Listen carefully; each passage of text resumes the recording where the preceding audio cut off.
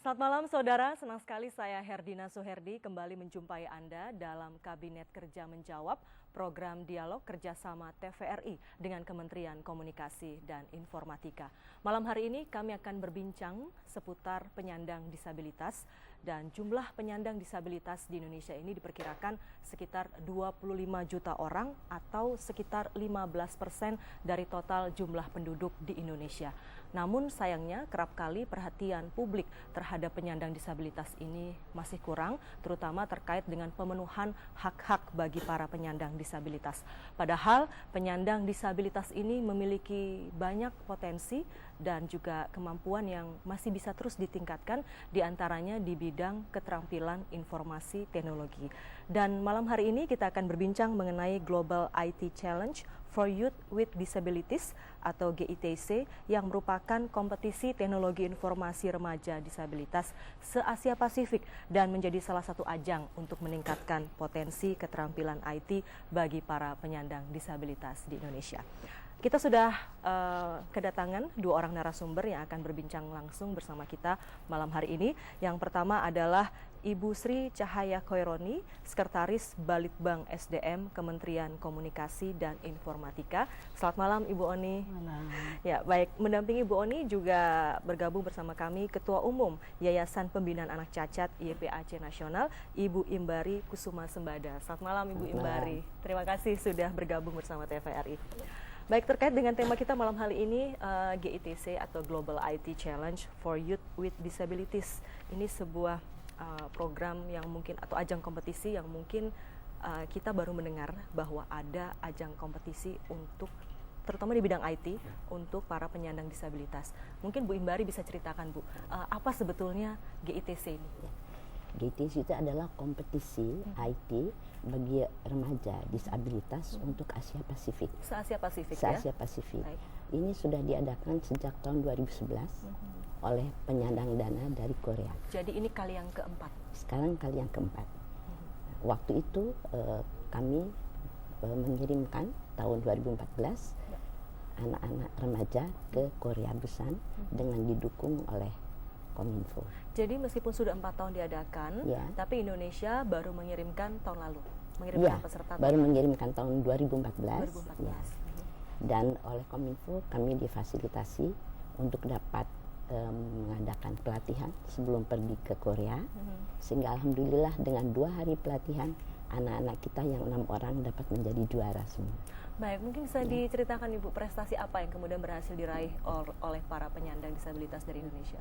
Satu tim itu meraih e-design untuk desain, dan yang satu lagi perorangan disabilitas penglihatan Aldira.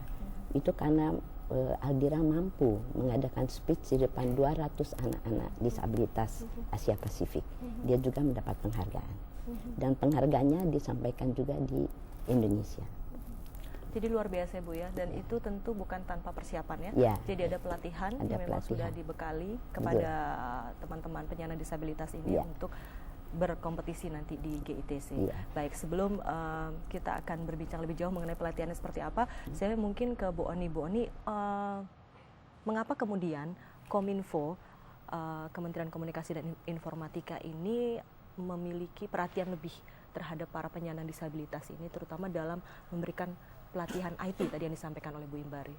Baik, terima kasih. Jadi begini, bahwa Kementerian Komunikasi dan Informatika ini merupakan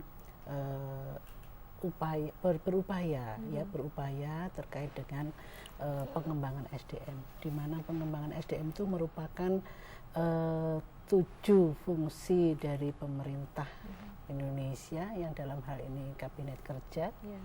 7 fungsi ini pengembangan SDM, maka disitulah Kementerian Komunikasi dan Informatika sebagai leading sektornya di bidang IT. Dan penyandang disabilitas termasuk adalah yang harus mendapatkan hak untuk mengembangkan. Jadi di sini adalah peran pemerintah, kehadiran pemerintah terhadap warganya, terhadap masyarakatnya, terutama bagi mereka-mereka yang mempunyai disabilitas.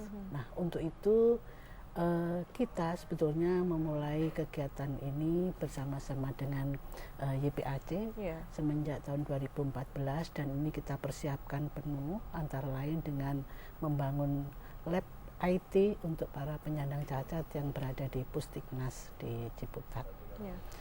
Nah, di situ di tahun 2014 ini juga melatih mereka untuk pada saat akan mengikuti kompetisi di Korea, yaitu di Korea. Nah, untuk itu alhamdulillah kita mendapatkan juara, dan kemudian diikuti di 2015 ini pun kita mengadakan kompetisi IT ya untuk level Indonesia gitu. Dan kita sudah selenggarakan, dan luar biasa antusiasnya. Pesertanya banyak. Jadi sebelum ada GITC ini kita sudah persiapkan itu dengan kompetisi IT. Apakah kemudian kompetisi nasional ini sekaligus sebagai sarana untuk menyaring para peserta yang nanti ikut ke GITC ini? Betul, itu dari peran YPAC dari seluruh Indonesia dan juga sekolah-sekolah SLB. Dan kemudian rencana kami juga pemerintah melalui Kementerian Komunikasi dan Informatika akan memprogramkan kegiatan yang namanya Jambore IT bagi disabilitas, yang kalau insya Allah bisa ini program ini dinyatakan baik oleh pemerintah dan seluruh institusi yang mendukungnya memang ikut serta dan berpartisipasi, maka ini akan bisa diselenggarakan setiap tahun. Karena luar biasa, ternyata bahwa mereka-mereka yang kita pandang disable ini mempunyai kemampuan yang sama dengan kita-kita yang normal. Dan bahkan kalau peluang IT itu adalah profesi IT itu sekitar ada untuk tahun 2015 sekitar 250. Ya, dan selalu berkembang sesuai dengan perkembangan teknologinya. Nah, ini luar biasa, dan harapannya bahwa yang namanya kaum difabel tidak ada perbedaan dengan kita-kita yang normal untuk bisa menghadirkan produk, menghadirkan kompetensi yang luar biasa. Karena menurut mereka bahkan berpaham bahwa kelemahannya adalah kekuatannya. Kelemahan adalah kekuatannya. Dia bisa merasakan sensitivitas mengenai warna, gitu, mengenai musik, luar biasa. Nah, itu. Jadi selalu berpikir positif betul. Dan mengambil kelemahan itu adalah kekuatan. Ya, kelemahan adalah kekuatan dan peluang berprestasi yang sama dengan mereka-mereka yang normal. Baik, peluang berprestasi yang sama bagi mereka yang normal itu ternyata ada gitu ya Bu Umbari.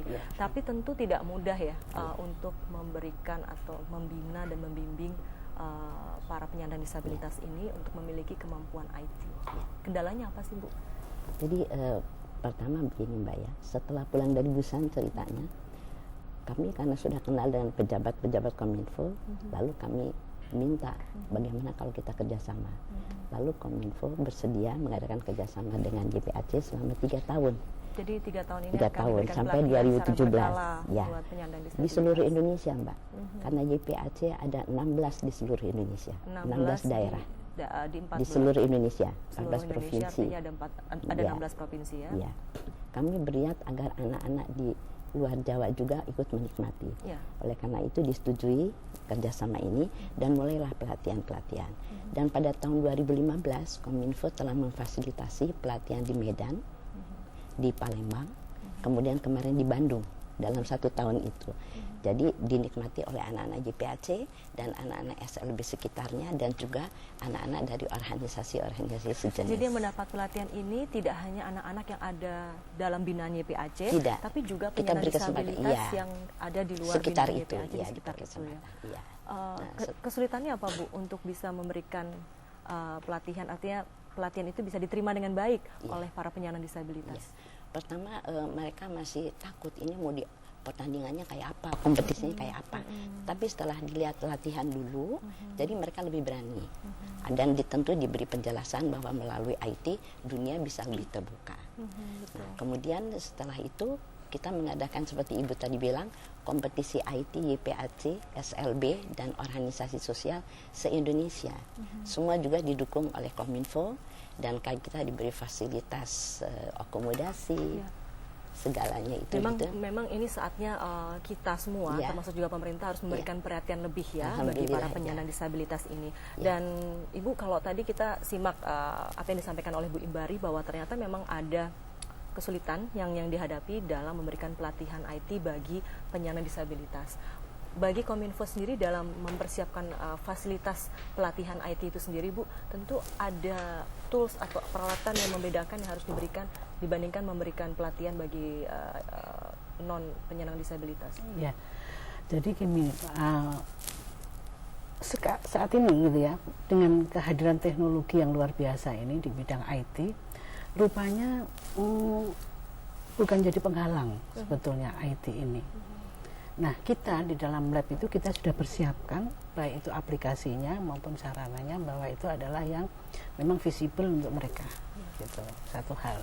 Jadi kita pengen memberikan suatu pembekalan kepada mereka kaum disabilitas, tidak hanya saat ini bahwa yang namanya profesi dari disabilitas hanya pikirannya kan tukang pijet, tukang urut, hanya itu. Ini ternyata lebih dari itu. Dan bahkan mungkin kalau kemudian mampu menguasai IT, bisa membawa manfaat ekonomi ya, Bu, ya. Betul bagi mereka, sehingga bisa juga mewujudkan harapan dan impian yang selama ini tidak bisa dia lakukan secara nyata dan bersama-sama bersaing dengan mereka-mereka yang normal.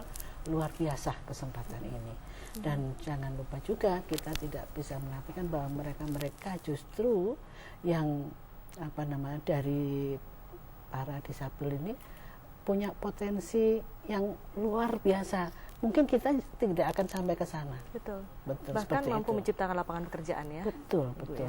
Ya, betul begitu Bu Imbari. Dari pelatihan-pelatihan IT yang diberikan ini, apakah kemudian para penyandang disabilitas ini mampu memiliki manfaat ekonomi, misalnya berbisnis melalui IT gitu? Iya, sudah banyak itu yang dilaksanakan oleh anak-anak itu tadi. Kemudian tadi sudah selesai itu kompetisi seluruh nasional. Lalu kami mempersiapkan untuk kompetisi GITC tadi. Persiapannya sejauh ini seperti apa? Persiapannya begini, kami harus menseleksi 36 anak. Kenapa kami menginginkan sekali atau positif menerima penawaran untuk menjadi tuan rumah di dalam Asia Pasifik ini? Karena kalau kita datang keluar, kita hanya bisa ngirim satu tim. Sekarang timnya cuma 4 orang. Terdiri dari hanya 4 Sekarang orang. 4 orang. Nah, padahal kalau kita menjadi tuan rumah, kita bisa mengirim 9 tim. 36 orang. Jadi dengan ini berarti anak-anak lebih banyak dapat menikmati pergaulan internasional, dapat menikmati perkembangan dari IT sendiri, dapat melihat dunia luar, dan juga buat mencari pekerjaan. Jadi mendapatkan wawasan terkait IT, kemudian pengalaman dan juga pergaulan internasional itu tadi ya Bu ya, yang mungkin belum tentu didapat kalau tidak ada program ini. Dan Indonesia kali ini menjadi tuan rumah penyelenggaraan GITC. IT terdiri dari pesertanya 36, kemudian chaperonnya, pendampingnya 12, dan ahli-ahli IT yang mendampingi 12. Dan ini menjadi pertama kalinya ya Indonesia menjadi tuan rumah. Tentu, kenapa kami berani? Karena kami didukung penuh oleh Kominfo tadi. Baik, selain dengan Kominfo Ibu, tentu banyak pihak yang terlibat untuk mempersiapkan acara. Mempersiapkan acara ini tentu saja butuh persiapan yang cukup matang ya Bu ya, karena ini apalagi acaranya juga cukup besar dan se-Asia Pasifik, begitu nanti akan ada tamu-tamu yang dari luar negeri akan hadir di Indonesia. Bekerjasama dengan pihak mana lagi Bu? Kami mendapat itu juga dari Kementerian Sosial. Tentu sesuai dengan kewenangannya memberi bantuan, kemudian dari Kementerian Pemberdayaan Perempuan dan Perlindungan Anak. Itu selalu dalam segala kegiatan kami ikut terlibat. Gitu. Baik, Ibu, sebetulnya dalam GITC ini nanti para penyandang disabilitas ini akan mengikuti kegiatan apa saja, kegiatan atau kompetisi apa saja akan diadakan di GITC ini? Jadi pertama anak-anak ini akan dibagi dulu dalam beberapa kelompok. Ada disabilitas penglihatan, disabilitas pendengaran, disabilitas fisik, tunadaksa, dan disabilitas intelektual. Jadi ada 4? Ada 4 kelompok. Ya. Kemudian yang dilombakan ada e-tool, e-design, e-map, sama e-kreatif. Tetapi di Indonesia, kalau di Korea nggak ada. Di Indonesia kami tambahkan e-foto. Jadi semua anak-anak boleh membuat foto keadaan selama dia di sini. nanti dilihat yang paling kreatif, yang paling bagus itu akan mendapat medali. Mungkin inisiatifnya dari budaya selfie di Indonesia, Bu, ya? Ya. Jadi ya dimasukkan jadi salah satu bagian dari lomba ini. Ya. Dan selain itu nanti akan ada berapa penghargaan, Bu, yang akan diberikan di GITC 2015 ini? Ya. Tentu kami menghargai kehadiran anak-anak ini, kesediaannya untuk meningkatkan pengetahuannya. Jadi kami menyediakan bagi anak-anak, kami menyediakan 55 medali. Ya, dari 55 medali. Kelompok, tim, dan dari perorangan. Ini ada terbatas umur nggak, Ibu?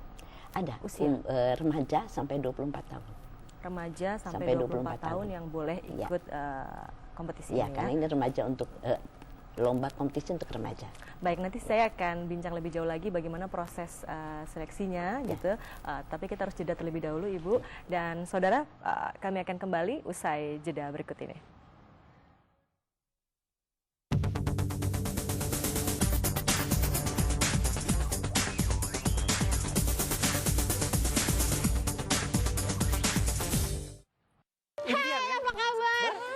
Impian. Iya. Saya punya cita-cita, itu saya pengen punya gedung tinggi, Nggak terus saya apa-apa. pengen punya Yang banyak penting perusahaan. Ditan harus sedikit gila untuk bercita-cita. Mencapai cita-cita itu kita butuh sesuatu yang gitu ya. Jangan pernah berpikir negatif tentang masa depanmu. Generasi Emas bersama Dr. Honoris Causa Ari Ginanjar setiap Senin pukul 21. TVRI, betul sekali.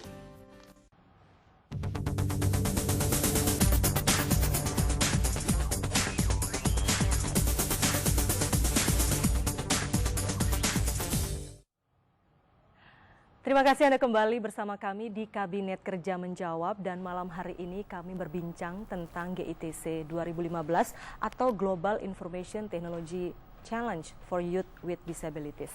Saya kembali ke Ibu Imbari dulu ya, Ibu Oni. Tadi bagaimana sih, Bu, sebetulnya proses seleksi untuk mungkin banyak penyandang disabilitas di tanah air, tadi jumlahnya ada 25 juta ya, Bu ya, betul itu ya, 25 juta, dan bagaimana penyeleksiannya sehingga terkumpul sekitar jumlah 36 orang dari Indonesia. Jadi kami telah mengadakan seperti tadi dikatakan, meminta izin ke Kominfo untuk mengadakan lomba IT seluruh Indonesia untuk YPAC dan untuk SLB yang didikai dan untuk organisasi sosial. Dari situ sudah tersaling, Mbak, ada beberapa yang mampu begitu. Jadi dari situlah kita undang untuk mengikuti 36 orang di sini. Gitu ya. Tanggapan dari para penyandang disabilitas yang diundang seperti apa, Ibu? Tanggapan? Mereka senang sekali, Semangat antusias, untuk ya, semangat karena gembiranya mengikuti untuk seluruh Indonesia ya, Bu, apalagi untuk Asia Pasifik begitu. Dan nanti setelah mungkin mendapatkan penghargaan atau menjadi pemenang dalam ajang ini, akan ada kesempatan-kesempatan apa lagi yang akan bisa mereka peroleh dari event ini? Tentu mereka akan lebih mandiri, ya.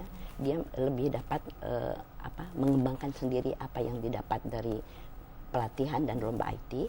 Dan selain itu juga lomba IT ini akan diadakan terus setahun sekali untuk Indonesia, untuk nasional, insya Allah. Tapi sebetulnya ada syarat khusus nggak, Bu, bagi para penyandang disabilitas untuk bisa ikut dalam GITC ini, selain yang kalau sudah yang pernah GITC kompetisi? ya, kayak yang GITC ini pertama harus bisa bahasa Inggris. Oh, harus bisa bahasa Inggris. Karena nanti penduduknya dalam bahasa Inggris. Ya. Kemudian dasar-dasar juga mampu, dan tentu saja pendampingnya sudah diberitahu dulu. Bagaimana dengan penyandang disabilitas pendengaran, Ibu? Ya, kita mempunyai yang menerjemahkan, interpreter sendiri. Oleh karena itu dikelompokkan yang pendengaran sendiri. Itu sendiri. Kalau yang artinya pribadi, mungkin sekalipun disabilitas pendengaran tapi memahami gitu, memahami, ya, karena ada yang conversation dalam bahasa Inggris itu seperti apa. Betul, gitu ya. Baik, Ibu Oni, tadi Ibu sempat menyinggung bahwa nanti mungkin akan diadakan Jambore IT bagi disabilitas, tapi itu adalah program jangka panjang akan dilakukan oleh Kominfo. Sebelum itu, Ibu, kompetisi IT nasional bagi penyandang disabilitas ini mungkin juga bisa diceritakan, Ibu, nantinya akan menjadi program tahunan atau akan seperti apa, dan harapannya dari program itu apa sih, Bu? Ya, jadi sebetulnya yang kita harapkan adalah bahwa kita sebetulnya mau memberi kesempatan mereka para anak-anak kita, remaja kita yang punya sense ke IT yang luar biasa ini, terutama dari kaum disabilitas sebagai entrepreneur. Mungkin sudah pernah mendengar Mbak mengenai sosok Habibie Arsyah yang luar biasa, bahwa dia sudah mampu menjadi online marketing seperti itu dan menghasilkan uang ratusan juta rupiah per bulan ya, luar biasa. Walaupun kita juga peran orang tua gitu ya. Nah, dalam hal ini bahwa mereka diberikan kesempatan meraih impian-impiannya yang selama ini mungkin bayangan kita kalau 10 tahun yang lalu kan mau jadi apa kita juga tidak tahu mereka. Tetapi dengan IT Biz mereka bisa segalanya gitu. Karena sepanjang dia menguasai tools tadi gitu, itu ya sama dengan kita yang normal. Nah, entrepreneur ini sebagai kontennya Indonesia luar biasa gitu, kontennya sendiri. Jadi misal lagu saja gitu kan. Lagu ini berapa sih bahasa lagu di Indonesia ini kan ribuan ceritanya. Nah, itu bisa dikemas di dalam dengan sarana-sarana media sosial, dengan sarana-sarana yang sekarang ini luar biasa. Itu akan menjadikan peningkatan pendapatan bagi mereka. Yang seperti saya sampaikan tadi, kalau dulu hanya tahunya sebagai tukang ngurut dan tukang pijat, sekarang justru dia beberapa bisa puluh tahun yang lalu gitu ya Bu ya, mungkin. Nah, ini sekarang luar biasa. Jadi sekarang bahkan bisa menciptakan lapangan kerja bagi dan memberikan lebih leluasa kerja bagi yang lain. Sekarang misalnya kita tidak bisa membeli piano tapi bisa membeli gadget, gitu aja bisa membuat musik. Betul. Ya kan? Itu kan. Nah, musik, sementara sense dia terhadap musik mungkin tinggi, bisa menciptakan seperti itu. Jadi peluang ini luar biasa bagi mereka. Bu Imbari, saya jadi ingin tahu sebetulnya seberapa besar ya peran orang tua, keluarga dan lingkungan terdekat dalam membina seorang anak penyandang disabilitas untuk kemudian nanti ketika remaja atau dewasa bisa mandiri bahkan bisa berprestasi. Jadi sekarang seperti di YPAC ya Mbak ya, panti-panti itu sudah agak berkurang Mbak, karena supaya mereka tinggal dengan orang tuanya. Jadi dibimbing oleh orang tuanya. Kalau dulu kan ditaruh di panti, ditinggal. Dititipkan di panti. Ya, lalu kita pengurus yang ngurusi. Tapi sekarang memang sudah dipakai, dikurangi panti itu dan diurus oleh keluarganya. Tapi karena kesadaran dari keluarga sendiri juga sekarang sudah cukup tinggi, sudah berbeda. Ya, karena ternyata dengan kasih sayang orang tua, dengan perhatian tidak dilepas begitu saja, lebih banyak kemajuannya. Betul. Dan selain IT, sebetulnya para orang tua juga perlu diberi pengetahuan, deteksi dini, misalnya kalau punya anak-anak, kalau anak-anak disabilitas harus bagaimana penanganannya, harus rehabilitasi apa, itu juga perlu Mbak, itu diberitahu. Sejauh ini kerjasama atau support dukungan dari orang tua yang berada di bawah binaan YPAC itu sudah seperti apa Ibu? Apakah mereka cukup aktif dalam membantu anak-anaknya? Sekarang kan setiap yayasan di YPAC itu ada komite orang tua. Mereka saling bertukar pikiran, saling mendukung, saling membantu untuk kesuksesan anak-anaknya. Jadi, terkait pemberian program IT bagi anak-anak penyandang disabilitas ini juga belum lama ya Bu ya diberikan kepada anak-anak di bawah binaan YPAC. Kalau anak-anak YPAC sudah belajar, tapi hanya biasa-biasa aja mengenal namanya keterampilan seputar menggunakan apa komputer. Mengenal tuh misalnya seputar mengenal cara menggunakan, mengenal perkenalan tahapan gitu. awal ya Bu ya. Kemudian belum kemudian mengajarkan bagaimana membuat desain misalnya. Belum, tapi lama-lama setelah meningkat lagi, ada pelajaran itu kemudian dipertandingkan sekarang. Iya, Ibu dari para pemenang ataupun yang mendapatkan prestasi di ajang ini, tentu mereka adalah penyandang disabilitas yang mempunyai kelebihan di bidang IT. Apakah nantinya juga akan diminta berpartisipasi untuk sharing informasinya kepada adik-adiknya yang juga penyandang disabilitas? Iya, tentu saja, karena seperti kemarin saja sudah dilakukan Ibu ya? Sudah dilakukan untuk bertukar pikiran. Itulah gunanya anak-anak dilibatkan di dunia internasional, apalagi karena dia nantinya bisa berkomunikasi bukan saja dengan teman-temannya di Indonesia tapi juga dengan luar ya Bu ya, sehingga terbuka tidak ada penghalang lagi. Seperti contohnya tadi Indira ya, pemenang yang tahun lalu itu juga berbagi informasi, berbagi pengalaman. Iya, ikut membantu malah. Membantu mengajarkan. Ya. Juga program dari Kominfo.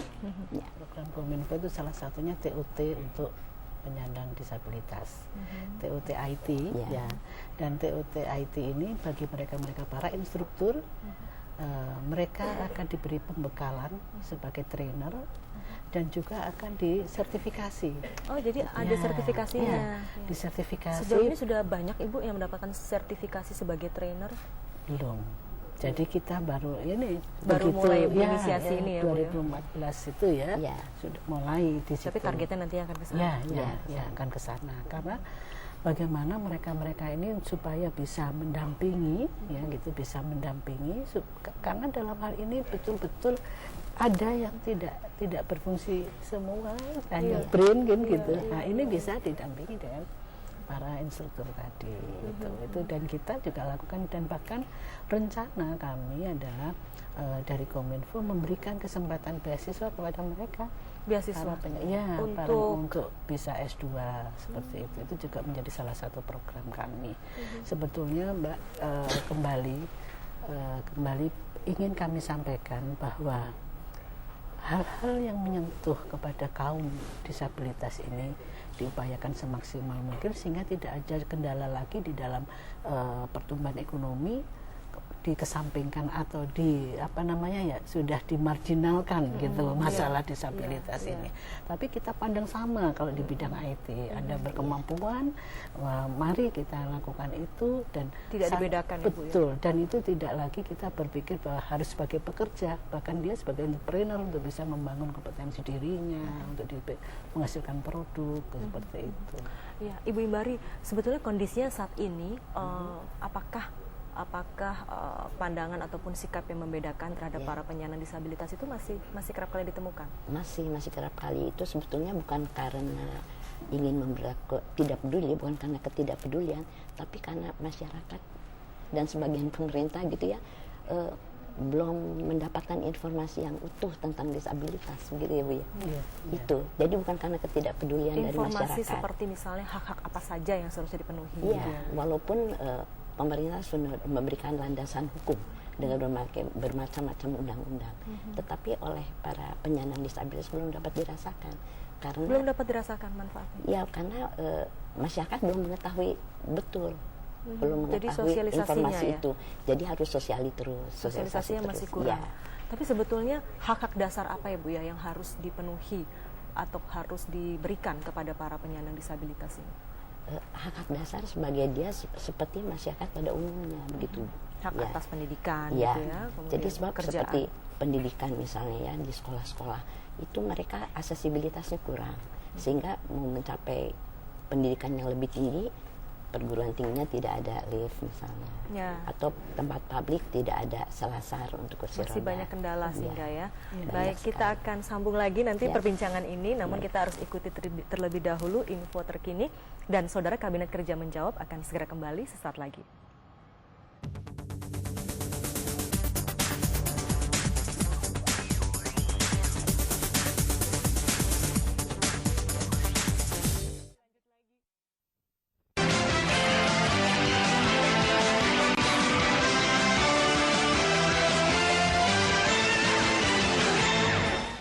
Selamat malam, TVRI dengan Indonesia terkini pukul 20:30 waktu Indonesia Barat. Bersama saya Fitria Herbianti. Saudara, ribuan bungkus jamu dan butir pil ilegal yang mengandung zat kimia berbahaya untuk kesehatan diamankan jajaran Polres Cirebon, Jawa Barat. Jamu ilegal tersebut rencananya akan didistribusikan ke sejumlah toko yang berada di wilayah Cirebon, Kuningan, Majalengka, dan Indramayu.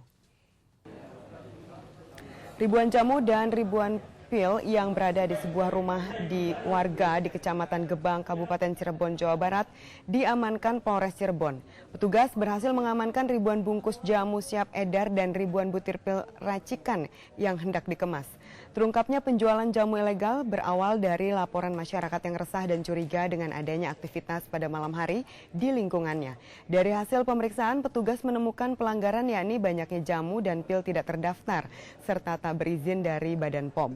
Di depan petugas tersangka KA alias I mengaku hanya ikut-ikutan menjual lantaran tergiur keuntungan yang cukup besar dari penjualan jamu dan pil ilegal yang mencapai 500.000 hingga 1 juta rupiah.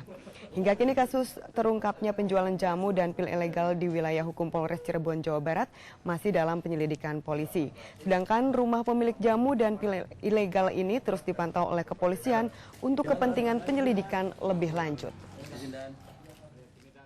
Demikian Indonesia Terkini, kami akan kembali 30 menit mendatang. Sampai jumpa.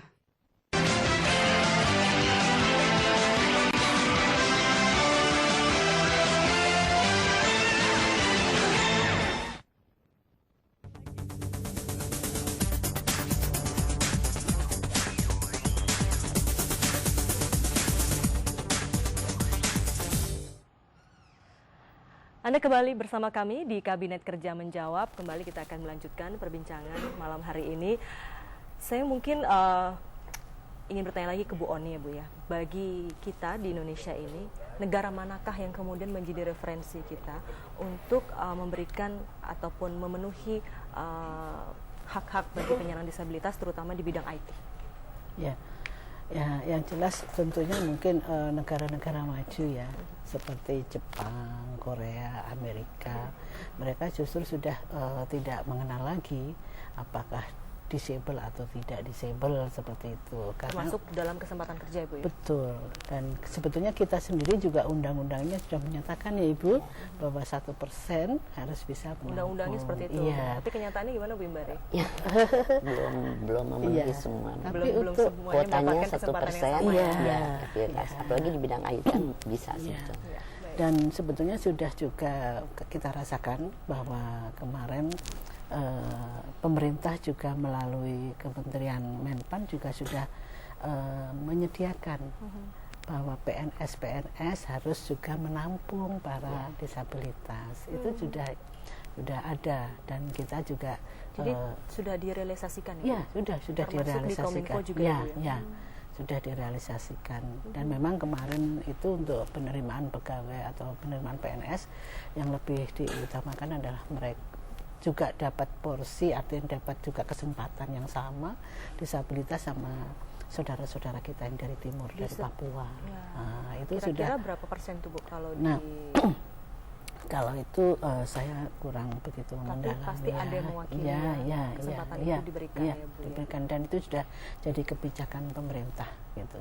Namun sekarang kan yang kita pandang adalah seperti misalnya yang dilombakan, yang disampaikan oleh Ibu Imbari tadi, bahwa di sana akan dilombakan namanya e-tool challenge. Jadi di sana akan diupayakan bahwa mereka mampu menggunakan Office gitu. Jadi nggak ada Microsoft Office-nya itu dia bisa menghitung dengan Excel-nya, bisa Word-nya, kemudian tentu perangkatnya dilengkapi dengan perangkat untuk para penyandang disabilitas aplikasinya, ya, Bu? khusus ya. Jadi mungkin keypad-nya gitu ya, beda ya, gitu. ya. Kemudian seperti kalau e-life map itu adalah mereka mampu membuat speech gitu ya, bahwa dia bisa searching, dia paham dengan bagaimana dia searching pengetahuan, dia bisa mengetahui beberapa hal di luar sana dengan melalui internet seperti itu. Kemudian kalau e-desainnya dia akan mencoba membuat desain-desain. Kalau kreatif dia bahkan mampu membuat web, bahkan mampu dia berbisnis online misalnya. Nah ini yang diharapkan ke sana. Mampu membuat web sendiri, ya, luar biasa ya. Ya. Saya Ada yang bisa. Ya kan, saya juga nggak bisa. Gitu. Ya, dengan itu maka program-programnya ini yang kita persiapkan gitu. Ya. Bagaimana Kominfo kemudian mempersiapkan apa-apa saja yang harus menjadi program yang diberikan kepada penyandang disabilitas ini? Ya, kembali kalau dari Kominfo itu dasarnya memang gitu. Ya, dasarnya adalah bahwa mereka mampu dan kembali tadi bahwa kita sudah meningkat kepada kompetensi, kemudian kita meningkat kepada sertifikasi. Jadi pasti dia melalui beberapa saringan ujian kompeten gitu ya, ujian kompetensi. Dan ini memang tidaklah mudah gitu. Dan memang ada beberapa hambatan, tapi kembali kalau kita lihat beri kesempatan yang sama, dia akan pasti. Ya. Tadi kalau disebutkan Bu Imbari, pelatihan IT itu sendiri dimulai tahun 2014, namun baru ke beberapa tahun wilayah. 2014 mengirimkan ke Busan. Setelah pulang dari Busan, lalu kerjasama mulai tahun 2015. 2015. Ya. Harapannya tentu bisa menjangkau seluruhnya Ibu ya. Ya. Kira-kira seperti apa Bu targetnya nanti? Jadi begini, sebetulnya kan pemerintah itu trigger ya, fasilitator. Jadi inisiatif lah. Jadi harapannya adalah mereka inginnya adalah yang tidak tersentuh dari sisi komersial. Misalnya saudara-saudara kita yang di perbatasan, yang justru juga disable, siapa yang mau ngurusin kan nggak mungkin gitu kan. Nah, hal-hal seperti itu sebetulnya yang pengen kita jangkau. Baik. Bu Imbari, nanti acaranya sendiri akan diselenggarakan tanggal berapa dan di mana Ibu? Jadi acaranya akan dilaksanakan tanggal 25 sampai tanggal 28 Oktober ini. Ya, tanggal 29 rekreasi dan ada sebagian yang sudah pulang. Gitu ya. Kemudian lokasi acaranya di UMN, Universitas Multimedia Nusantara. Ya, karena memang sudah bisa menggunakan banyak komputer, fasilitas aksesnya sudah lengkap banyak ya. Tetapi penutupannya kami mendapat kehormatan dari Kominfo akan dijamu semua di Spring Club. Wow. Ya, sebagai perpisahannya nanti mudah-mudahan berkesan dan tentu saja akan diisi oleh angklungnya kebudayaan Indonesia. Ya, bicara budaya tentunya selain pertukaran informasi di bidang IT, kita berharap dari program ini juga ada pertukaran budaya. Ya, ada. Apakah nanti akan ada atraksi-atraksi yang akan disuguhkan dari malam Indonesia? Malam pertama tidak Indonesia saja, negara-negara lain juga memberikan atraksinya supaya akrab gitu. Malam pertama akan diberikan kebebasan mereka. Jadi tidak hanya nanti Indonesia yang menampilkan budayanya gitu ya, tapi juga dari negara-negara lain. Tetapi sebelum kompetisi IT, kami juga minta kepada Kominfo supaya tim Indonesia yang dari seluruh Indonesia ini 36 kumpul dulu di Pusdiknas, dilatih lagi oleh tenaga-tenaga dari Kominfo supaya kuat, diperkuat lagi diperkuat lagi, baru tanggal 26-nya ikut kompetisi. Baik, akan dilakukan Ibu program tanggal 20 kita sudah siapkan tanggal 23 sampai 25 Oktober ini. Jadi selama kita 3 hari konsinyering di sana, kita latih, kita biasakan dengan tools yang ada gitu. Nah, setelah itu baru bertanding. Baik. Ini kalau saya mengutip dari yang disampaikan oleh CEO Korean Society for Rehabilitation of Persons with Disabilities, Lee Seng-chul, mengatakan bahwa IT dapat membuka peluang untuk berkomunikasi dengan dunia dan juga mewujudkan harapan dan impian bagi penyandang disabilitas. Nah, mungkin saya tadi udah menanyakan ke Ibu Oni, tapi ke Ibu Imbari, bagaimana menurut Ibu dunia IT ini bagi para penyandang disabilitas?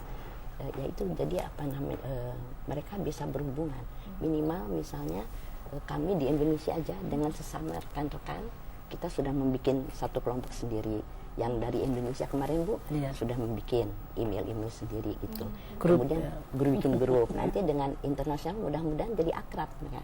Lalu bisa menukar pengetahuan, pengalaman dan informasi-informasi terkini bisa didapat juga dari sesama teman disabilitas lebih akrab. Jadi ada kesempatan lebih jauh untuk mengenal dunia, menambah pergaulan ya, dan mengenal dunia, membangun jejaring, betul. Dan mungkin selama ini dari sepanjang pengalaman Bu Imbari di YPAC, network seperti itu kerap kali bisa didapat secara mandiri nggak Bu dari anak-anak binaan YPAC? Kalau binaan YPAC kan belum ya. Kita masih ingin menggabungkan supaya mereka bisa online gitu. Baik bukan hanya pengurusnya di antara seluruh Indonesia, tetapi juga chaperon-chaperon, pendamping-pendamping, pengajar-pengajar dan juga anak-anaknya. Apalagi yang sudah mengikuti perlombaan ini. Ibu, sekarang jumlah dari anak-anak penyandang disabilitas yang berada di bawah binaan YPAC itu udah berapa Ibu? Dari seluruh Indonesia ada 16 YPAC daerah. Total itu kurang lebih totalnya 3.000 anak ya tahun ini ya. Kalau kita bandingkan dengan total 25 juta penyandang disabilitas masih jauh. Tapi setidaknya itu menjadi titik awal ya bahwa ada. Tapi maaf Mbak, 25 juta itu bermacam generasi, ada anak-anak sekali, ada yang remaja, ada yang juga lansia. Sementara Ya. yang ada di bawah binaan YPAC adalah 3.000 anak. 3.000 itu usia anak ya, Bu? Usia remaja, Anak ya anak sampai remaja. Ya. Jadi kalau 25 juta itu mungkin yang anak sampai remaja sekitar berapa persen, Bu? Berapa 10 persen? jutaan gitu mungkin ada. 10%, Mungkin ya, 10%-nya, 10%, ya. 10%-nya itu Ya. adalah anak Ya. dan remaja, dan itu sebetulnya adalah generasi masa depan bangsa Indonesia iya, yang betul. di sanalah. Dan akan bertambah terus, Mbak. Karena apa? Karena sekarang kan teknologi kedokteran maju. Jadi yang dulu tidak bisa diselamatkan sekarang diselamatkan, tetapi meninggalkan disabilitas. Gitu kan, Mbak? Ya, jadi memang tambah banyak, jadi harus lebih aktif dan gencar lagi mencari kesempatan-kesempatan untuk menggali potensi dari anak-anak remaja itu. Ketika seorang penyandang disabilitas ingin menjadi binaan YPAC, Ya. itu apakah ia yang secara langsung meminta untuk menjadi binaan mendaftar, YPAC, ya. mendaftar, Ya. atau YPAC yang mencari, merekrut? Jadi kami di dalam penanganannya itu, Mbak, kita memakai konsep dasar Profesor Harso tadi ya.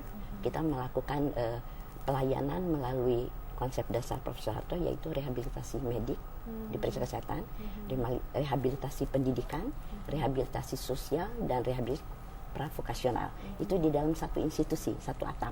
Mereka mendapat semua. Dia dapat pendidikannya, dapat keterampilannya untuk masa depan. Nah, sedangkan untuk yang di luar, yang susah untuk ke sekolah, disabilitas itu susah ke sekolah, maka kami mempunyai kegiatan RBM, rehabilitasi bersumber